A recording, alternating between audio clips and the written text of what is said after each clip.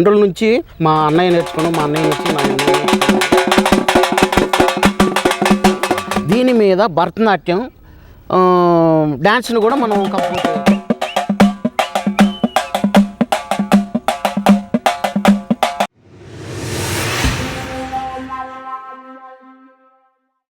Hi, అందరికీ నమస్తే. మా ఊర్లో మరో జానపద కార్యక్రమానికి స్వాగతం, సుస్వాగతం. ఈరోజు ఇంతకుముందుకు మన ఛానల్లో ఎన్నో పాటలు, ఎన్నో జానపద గీతాలు విన్నారు. పాటకు తగ్గట్టుగా తన డప్పు దరువును వాయించినటువంటి కళాకారుడు మాటను ఏ విధంగా పలుకుతాడో ఆ విధంగా మాటతోనే డప్పుతోని మాట్లాడించే ఒక గొప్ప కళాకారుడు. తెలంగాణ ఉద్యమంలో కీలకంగా పనిచేసినటువంటి గొప్ప కవి, గాయకుడు, ఒక డప్పు దరువుగా తను డప్పునే నమ్ముకొని డప్పుతోనే చిన్నప్పటి నుంచి ఇప్పటిదాకా డప్పుతోనే రాష్ట్రాలు, దేశాలు తిరిగి ఈరోజు మన ఛానల్లో ఇంటర్వ్యూ ఇవ్వడానికి తన డప్పు దరువు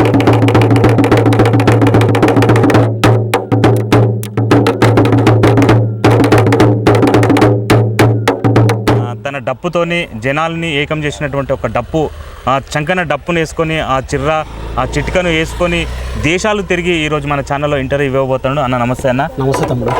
ముందుగా మా ఛానల్కి వచ్చినందుకు ప్రత్యేక ధన్యవాదాలు. ఎందుకంటే డప్పు వాయిద్య కళాకారులు చిన్నప్పటి నుంచి డప్పునే నమ్ముకొని ఇప్పుడు మన ఛానల్లో ఇంటర్వ్యూ ఇవ్వబోతుంది. ఏ ఊరు, ఏ ప్రాంతం? మాది ఖమ్మం జిల్లా మధిర మండలం రాయపట్నం విలేజ్. ఓకే. అంటే ఈ డప్పు అనేది నీకు ఎప్పటి నుంచి డప్పు కొట్టాడని అనిపించింది? నీకు కొట్టడానికి ఎప్పుడు నేర్చుకున్నావు, లేకపోతే ఎవరైనా నేర్పించారా, లేకపోతే నీకు గురువుగా ఈ డప్పుకు ఎవరైనా గురువు ఉన్నారా, లేకపోతే నువ్వు సొంతంగా నేర్చుకున్నావా? ఈ డప్పు విద్య అనేది మా తండ్రుల నుంచి మా అన్నయ్య నేర్చుకున్నాం, మా అన్నయ్య నుంచి నేను నేర్చుకున్నాను. ఇది ఒక ఏకలవ్యుడు చెయ్యబట్టి నేర్పించింది కాదు.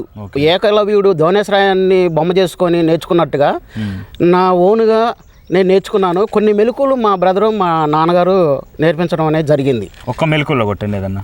తత్త తరగడ తరగడదా, తత్త తరగడ తరగడదా, మృదంగం జతుల్ని, అట్లే డోలకు మీద వాయించే బిట్లని నేను డప్పు మీద పలికిస్తాను. తరగదే దగన్నదా, దృగదే దగన్నదా.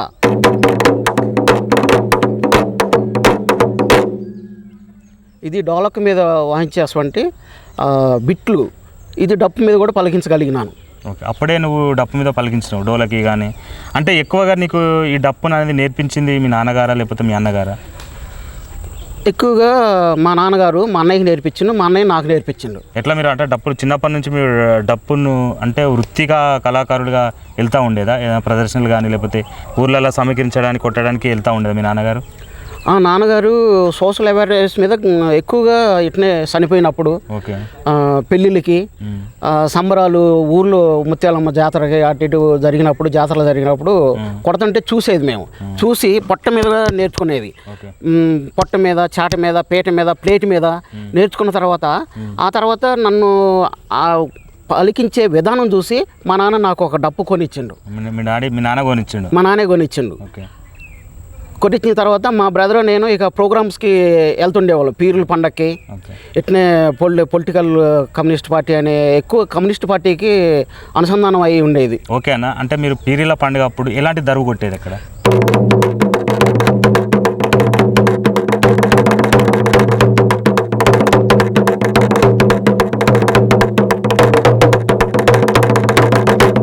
వీర్ల కొలుపు ఉండేది. వీర్ల కొలుపు అది ఈర్ల కొలుపుకి సిగాలు గోయలు, సిగాలు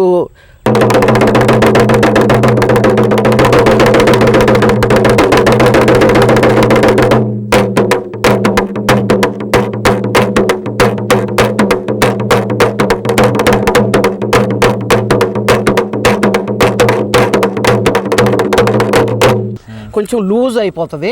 ఈ వర్షం తడవటం వల్ల ఈ చర్మం కూడా పేకొచ్చి ఇది కాదు. కానీ ఇది మన గుండె ఎట్లా లబ్ డబ్ లబ్ డబ్ అంటుందో అట్నే ఈ దరువు చూపిస్తా.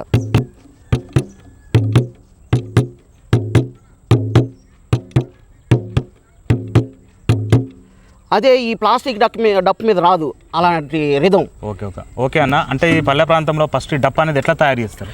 ఈ డప్పు వివిధ రకాల చెక్కలతో తయారు చేస్తారు. ఇది ఒకటి సండ్ర చెక్కలతో తయారు చేస్తారు. ఇట్లా సండ్ర చెక్కలతో తయారు చేస్తారనమాట. ఈ చెక్కల్ని అమెరికా కుదరాలి. ఇక్కడ ఈ పొందిక కుదిరిన తర్వాత చెక్క అంటే ఏ చెక్క పెడతారు, ఎట్లా అది? ఎక్కువగా సెంటర్ చెక్క పెడతారు. ఇది దగ్గర దగ్గర 3 గంటలు 4 గంటల దాకా కూడా కాక అనేది సెగ దిగదు. దీన్ని ఈ చర్మాన్ని దున్న బర్ర దుడ్డుతోనే మోస్తారనమాట. ఇట్లా ఈ బెత్తడేయడంతో మేకులేసి బాగా తాళ్ళతో బిగించి మధ్యలో రింగ్ ఉంటుంది. ఇక్కడ మధ్యలో రింగ్ ఉంటుంది అనమాట. ఈ రింగ్తో వేసి సపోర్ట్ చేసి మన నవారి మంచాన్ని గుంజి ఇచ్చేస్తుంది, టైట్ చేస్తుంది చూడు. అట్లా చేసిన తర్వాత దీని కింద ఒక పట్టా వేసి దీని మీద ఎత్తు బండ్లు పెట్టి ఒక ఎండాకాలం అయితే ఒక 3 గంటలు 2 గంటల్లో ఎండిపోద్ది. ఇంకా వర్షాకాలం ఏందనుకో దీన్ని చాలా జాగ్రత్తగా ఇది చేయాలన్నమాట. లేకపోతే దీన్ని పిల్లులు వచ్చి పేకదంటే, ఎలకలు వచ్చి పేకదంటే, మనం ఇదంతా చేసి కష్టం అంతా చాలా కష్టం ఉంటుంది. ఇప్పుడు దీనికి సంబంధించినటువంటి డప్పుకు సంబంధించిన కర్రను 3 రకాలుగా వాడతానన్నారు. అంటే 3 రకాలు వాడితే శబ్దం ఏ విధంగా వస్తుంది? బ్రహ్మాండంగా వస్తుంది అనమాట. ఒకసారి వినిపించాలి. ఇప్పుడు ఉదాహరణకి ఈ నా 3 చెక్కలు 3 రకాలుగా వినిపిస్తాయి అనమాట. ఇది మధ్యలో బేస్ వస్తుంది అనమాట. ఈ 3 చెక్కలు వేయటం వల్ల అంటే కొన్ని 4 చెక్కలు కూడా పడతాయి. 4 సౌండ్లు కూడా వేరియేషన్ డిఫరెంట్ ఉంటుంది. కానీ ఇది మొత్తానికి స్వీట్ వాయిస్ ఉంటుంది అనమాట. అంటే అప్పుడు వెనకట అంటే అప్పుడు తాతల కాలం నుంచి ఉంటుండే డప్పు. ఎందుకంటే వస్తూ వర్షాలు పడడం వల్ల ఈ డప్పు పోయి ప్లాస్టిక్ డప్పు ఒకసారి ఆ డప్పు మీద ఎట్లా వాయిస్తావు ఒకసారి వాయించు. ఈ డప్పు తయారీకి ఏమేమి వాడతారన్న? ఈ వేప చెక్క, తుమ్మ చెక్క, సరకారు చెక్క అందుబాటులో ఉన్నాయి.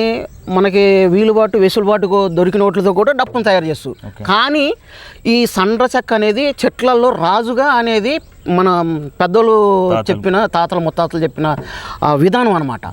దీన్ని రాజుగా అంటారు, వేప చెట్టు పతానిగా అంటారు. అట్లా నేను దీనిలో ఉన్న సత్తా అనేది నీకు చెప్పగలుగుతున్నాను. అంటే డప్పును మీరే తయారు చేస్తూ ఉంటారు? ఎస్, నేను తయారు చేస్తాను దీన్ని. డప్పును తయారు చర్మం వచ్చి కొన్ని ప్రాంతాల్లో మేక చర్మం వాడతారు, ఎద్దు చర్మం వాడతారు. తర్వాత ఎక్కువగా కొన్ని ఏరియాలో దుడ్డుతోలు వాడతారు అనమాట. మీ ప్రాంతంలో ఏది వాడతారు? మా ప్రాంతంలో ఎక్కువగా దుడ్డుతోలు వాడతారు. చెక్క ఏది వాడతారు? చెక్క సండ్ర చెక్క వాడతారు.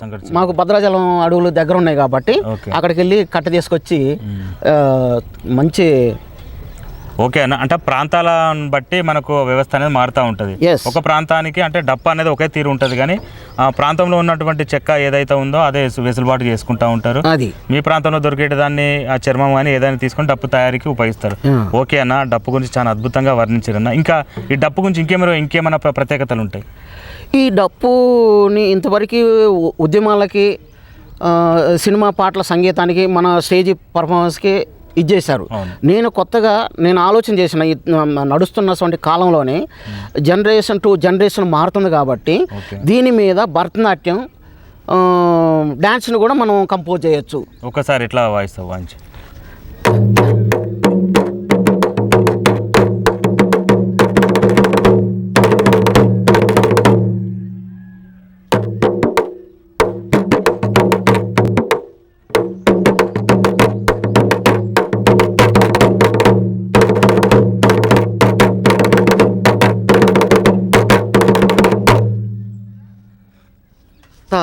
తై తక్క దిం త త తక్క దిం తై తక్క తై తక్క దిం తక్క దిం త.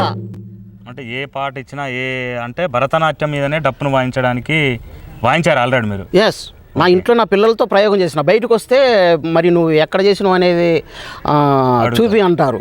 నాకు అంత వెసులుబాటు లేదు కాబట్టి ఫస్ట్ నా పిల్లల మీద ప్రయోగం చేసి నా పిల్లలకి నేర్పించి నేను మీకు చెప్పగలుగుతున్నాను. ఓకే అన్న, దాదాపుగా మీరు ఈ యొక్క డప్పు ప్రదర్శన అనేది ఊర్లలో నేర్చుకున్నారు కాబట్టి, అంటే మీ నాన్నగారి నుంచే నీకు డప్పు అనేది నీకు రావడం జరిగింది.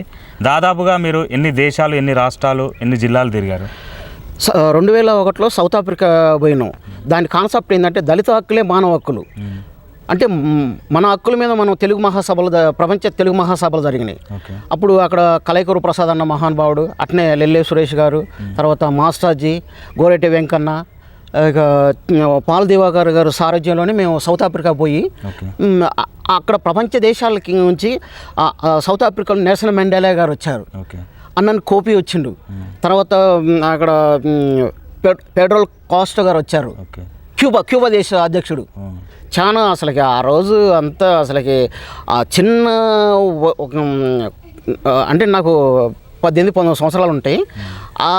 ఇదంతా నాకు ఎవరు చెప్పారంటే మా అన్న మహానుభావుడు స్వర్గీయుడు కలైకూరు ప్రసాద్ అన్న ఏమన్నా ఇది అంటే నాకు తెలియలేతనం అని తెలుసుకోవడం కోసం ప్రయత్నించిన. చెప్పినప్పుడు అన్న క్యూబా అమెరికాని గడగల్లాడించినటువంటి వ్యక్తి క్యూబా అధ్యక్షుడు అని చెప్పిండు అనమాట. అప్పుడు ఆ ప్రదర్శనలో ఎక్కువగా ఏ డప్పు వాయించారు? ఇవే డప్పులా? చరమ డప్పులే వాయించాను. అంటే చరమ డప్పు కాకుండా నువ్వు వేరే డప్పు మీద వాయించగలుగుతావా? ఒకసారి తెలంగాణ ప్రాంతంలోనే మన హైదరాబాదు ఈ ప్రాంతంలోనే తీర్మానం అనేది ప్రాచుర్యం వచ్చింది. కానీ ఆ బీటు అన్ని పాటలకు కానీ అన్ని డ్యాన్సులకు కానీ వస్తుంది. నేను వామిస్తా చూడండి.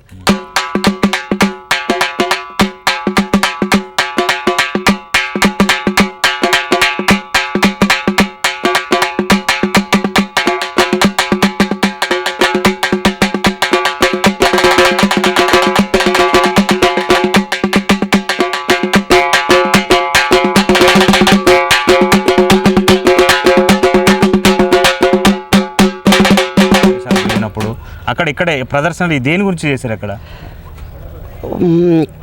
కులపరమైన హక్కులు కావాలి అంటే ప్రదర్శనలో డప్పులు ఎట్లా వాయిస్తారు? అక్కడ ఎట్నే వచ్చినాం అంటే ఒక క్యాస్ట్ ఈజ్ క్యాస్ట్ అని వచ్చినప్పుడు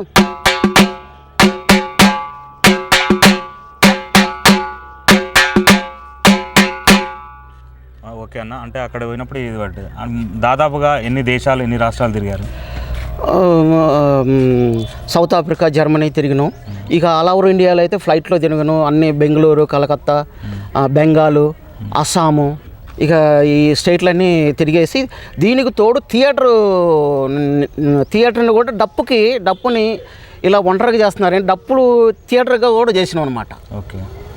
ఓకే అన్న, బాగానే ఉంది. అన్ని దేశాలు తిరిగారు. ఎందుకు మీరు జనంలోకి ఎందుకు రాలేదు? మేము గద్దరన్న, గోరెటి వెంకన్న, మారోజు వీరన్న, బెల్లి లలితక్కని చంపినప్పుడు అయితే ఉమ్మడి ఆంధ్రప్రదేశ్ అప్పుడు మొత్తం హైదరాబాద్ సిటీ మొత్తం తిరిగేసి ఇంటికి వస్తే పోలీసులు ఇచ్చేస్తారని రోడ్ల మీద తెలిసిన వాళ్ళ పండుకొని చేసినటువంటి ఉద్యమకారిని నేను. ఓకే అన్న, అంటే మీరు దాదాపుగా అడుగులు వేసుకుంటూ డప్పు ప్రదర్శన చేసేది. పాటల మీద ఇక హైదరాబాద్కి వచ్చినాక ఇంకెక్కడ నేర్చుకున్నారా లేకపోతే ఎట్లా వచ్చింది? పాటల మీద నేర్చుకున్నా. మన తెలుగు యూనివర్సిటీ సూర్యభాంతరావు గారు మహానుభావుడు, ఆయన గొప్ప మన జాతిలో పుట్టడం ఆనిముత్యం. నేను ఎందుకు అంటున్నానంటే చనిపోయారు, స్వర్గీయులయ్యారు. తెలుగు యూనివర్సిటీలోనే ప్రొఫెసర్గా చేశారు సారు. సార్ అంటే నాకు చాలా వెళ్ళని ప్రేమ. ఎక్కడ కనపడ్డా కాలు మొక్తాను. మేము మహాదిగాని డాక్యుమెంటరీ ఫిల్మ్ చేసినప్పుడు కూడా సార్ని ప్రత్యేకించి తీసుకుపోయి ఇది శాస్త్రీయం జతుల్ని పలికతా అని సారు పలికించిండు. ఆది తాళం జామ్ తక్క తక్క తక్క జామ్ తక్క తక్క తక్క జామ్. దీనికి పై తిరుగుదాలు ఉంటాయి, పై తాళం ఉంటాయి. జామ్ తక్క తక్క తక్క జామ్ తక్క తక్క తక్క జామ్ జామ్ జామ్ తక్క జామ్ జామ్ జామ్ తక్క తక్క తక్క జామ్.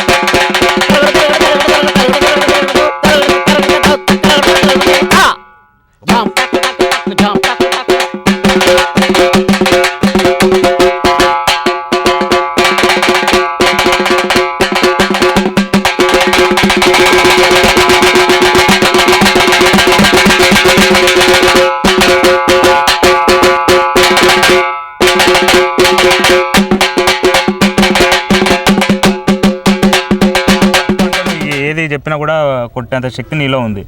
ఓకే అన్న, చాలా సంతోషం. ఎందుకంటే మరుగున పడుతున్నటువంటి కళా ప్రదర్శన ఇది. ఎందుకంటే మారుమూల ప్రాంతంలో ఉన్నటువంటి ఎక్కువగా ఈ డప్పు అనేది ఒక ఏమంటారు, ఏదన్నా సమస్య వచ్చినప్పుడు ఊర్లో దండోరా కార్యక్రమాలు ఎక్కువ ఉపయోగించేది. దాంతోపాటు పాటకు తగ్గట్టుగా డప్పును కూడా ప్రతి దాంట్లో కూడా యాడ్ చేయడం జరిగింది. ఇది ఒక డప్పు అనేది ఒక సంగీత వాయిద్య కళ అని మనం చెప్పొచ్చు. దీన్ని రిథమిస్ట్, డప్పిస్ట్ అంటే ఒక కులానికి సంబంధించినది పెట్టడం జరిగింది. డప్పు కొట్టడం వల్ల ఒక కుల వ్యవస్థలే కొడుతున్నారని. అదే కాకుండా ప్రతి ఒక్కరికి చెప్పేది ఏంటంటే డప్పు అనేది ఒక శాస్త్రీయ కళ. అదే కదా శాస్త్రీయ కళ. దీన్ని ఏమనాలంటే రిథమిస్ట్ అని మనం పేరు పెట్టుకోవడం జరగాలి. ఎందుకంటే డప్పు కొట్టడం అంటే ఒక కులానికి చెందిన వాళ్ళు కొట్టడం జరుగుతుంది, వీళ్ళు డప్పు కొడితే అదే కులానికి చెందిన వాళ్ళని చెప్పడం జరుగుతూ ఉంది. అలా కాకుండా డప్పు అనేది ఒక శాస్త్రీయ సంగీతం. దీన్ని కూడా చాలా మంది యూనివర్సిటీలో కూడా డప్పు మీద డిప్లొమా చేయడం కూడా జరుగుతూ ఉందన్న, చాలా గొప్ప విషయం. ఇంకా నీలో కొత్త విద్యలు ఏం నేర్చుకున్నా? నాకు వెసులుబాటుగా ఉన్న అప్పుడు నేను శివతాండవం బిట్టు నేర్చుకున్నా. జేను జేనొత్త జేను జేనొత్త జేను జేనొత్త తరగడతా జేను జేనొత్త జేను జేనొత్త జేను జేనొత్త తరగడతా తరగడ తరగడతా తరగడతా తరగడ తరగడతా జేను జేనొత్త తరగడ తరగడతా తరగడ తరగడతా.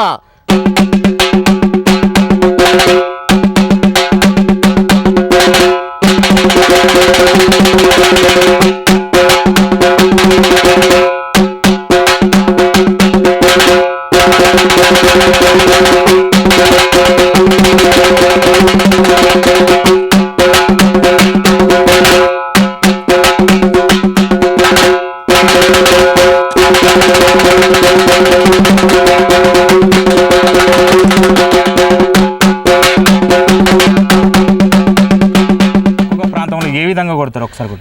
ఈ ఖమ్మం జిల్లా ఏరియా ఆంధ్ర అటు వాళ్ళు ఈ తాళాన్ని వాయిస్తారనమాట సావుకి.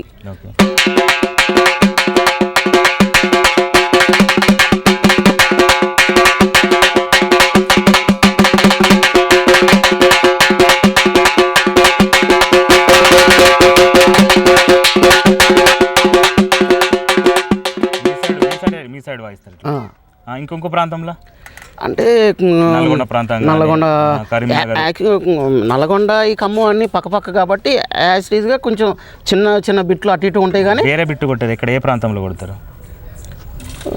ఆంధ్రాలో అయితే ఇది కూడా ఎట్లనే వాయిస్తారు. తర్వాత ఆంధ్రాలోని ఒక ప్రత్యేకత ఉంది, వీర్ల కొలుపు అని ఉంటుంది అనమాట. అది మన గొల్ల సోదరులు చేస్తారు. చేసినప్పుడు సిగాలు ఇందాక చూపించినట్టు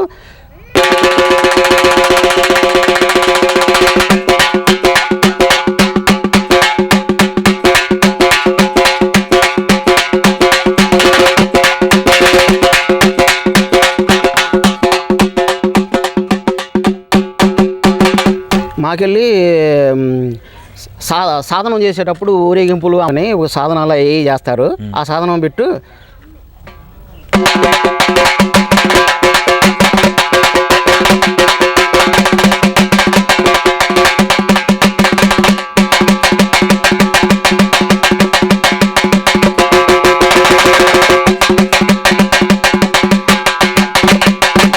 ఎక్కువ ఉప్పలమ్మ అని కొలుస్తారనమాట.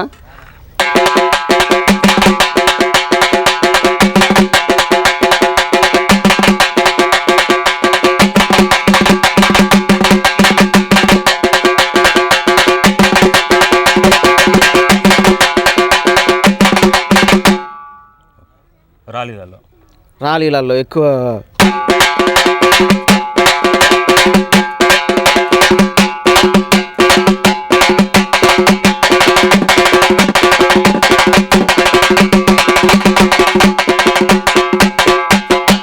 ఇంకా పండగల సందర్భంగా ఉగాది పండగ కలిసి ఊళ్ళోకి వెళ్తారనమాట. అప్పుడు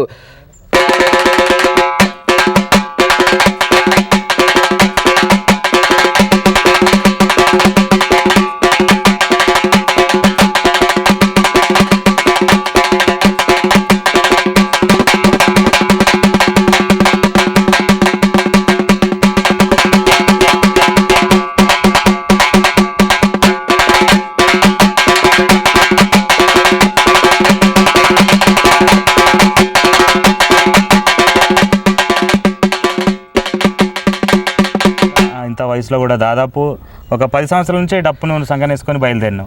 ఇప్పటిదాకా డప్పును విడవకుండా. ఓకే అన్న, మరి ఇంత డప్పు ఇన్ని దేశాలు తిరిగి ఇన్ని రాష్ట్రాలు తిరిగిస్తున్నావు కదా, నువ్వు ప్రభుత్వం నుంచి ఏం కోరుకుంటున్నావు? ప్రభుత్వం నుంచి నేను ఏదైనా వాళ్ళు సహాయం చేస్తే ఒక ఇన్స్టిట్యూట్ లాంటిది పెట్టి ఈ అంతరించిపోతున్నటువంటి కళల్ని మళ్ళీ ఇంకా 10 కాలాల పాటు నేను బతికున్నంత కాలం పిల్లలకు నేర్పించి అంత గొప్ప వాళ్ళని చేయాలనేది నా అభిలాష. అన్న, అంటే నువ్వు ఇంత డప్పు వాయిస్తావు అంటే డప్పునే కళను నమ్ముకొని జీవిస్తున్నావు కాబట్టి ఒక గవర్నమెంట్ అయినా సరే, ఇంత ముందుకున్నటువంటి గవర్నమెంట్ ఆదుకోకపోయినా ఇప్పుడున్నటువంటి ఎవరైనా అధికారులు తను డప్పునే నమ్ముకొని జీవిస్తుంది కాబట్టి డప్పు కోసమే తన ప్రాణాలు డప్పే తల కింద పెట్టుకొని నిద్రపోతున్న పరిస్థితి చూస్తూ ఉన్నాం. ఎందుకంటే డప్పు విడవకుండా డప్పు వద్దు నువ్వు కొట్టకు అంటే అసలు ఆయనకి చేతులు పడిపోయినట్టు అనిపిస్తూ ఉంటుంది. అంటే డప్పే ప్రాణం, డప్పే జీవితం, డప్పే సర్వస్వం, ఇక డప్పే మొత్తం జీవితం కాబట్టి తనను గవర్నమెంట్ నుంచి ఏదైనా సహాయం కోరుతూ ఉన్నాడు. ప్రతి ఒక్కరూ ఇలాంటి కళాకారుని ఆదుకోవాలని మేము మా ఛానల్ నుంచి ప్రత్యేకంగా కోరుకుంటా ఉన్నామన్నా.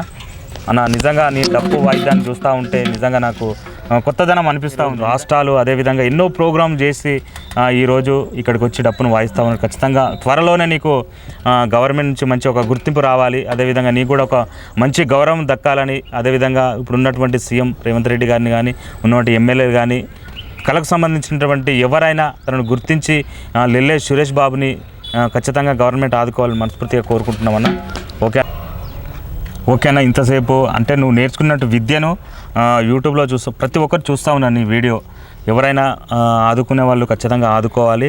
ఇంకా ఎన్ని దరువులు కొడతారో ఒక్కసారి మా కోసం, నువ్వు ఇచ్చిన దరువులు మొత్తం ఒక్కసారి మా కోసం కొట్టాలన్నా.